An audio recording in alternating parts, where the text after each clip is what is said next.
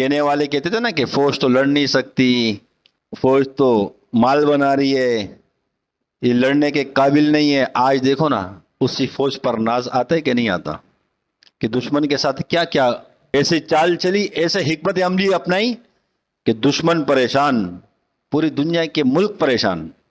لوگ کہتے تھے نا کہ یہ لڑنے کے قابل نہیں ہے، یہ تو ڈیلر بن چکے ہیں. آج دیکھو اللہ نے ان سے کیسے کام لیا.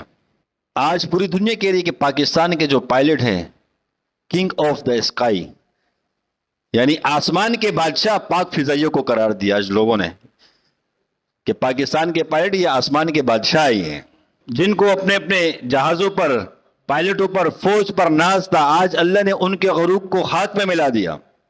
بھارت دم کیا دے رہا تھا نا، ابھی تک ہم نے کوئی کارروائی نہیں کی، صرف اپنا دفاع کرتے رہے، اور جب کارروائی کی تو بزدل ہو کر نہیں، شیر ہو کر بتایا کہ جب ہم کریں گے تو پھر ہمیں ہماری میڈیا کو بتانے کی ضرورت نہیں پڑے گی، پوری دنیا کی میڈیا بتائے گی، ہم نہیں بتائیں گے کہ ہم نے یہ کارنامہ کیا. آج پوری دنیا کی میڈیا بتا رہی ہے کہ یہ ہو گیا اور وہ ہو گیا.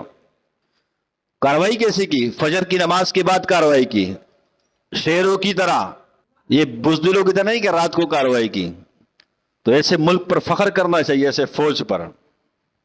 یہ اللہ کی نعمت ہے کہ جو دن رات بیوی بچوں کو چھوڑ کر پوری سرحدوں کا حفاظت کر رہے ہوتے، پھیرا دے رہے ہوتے.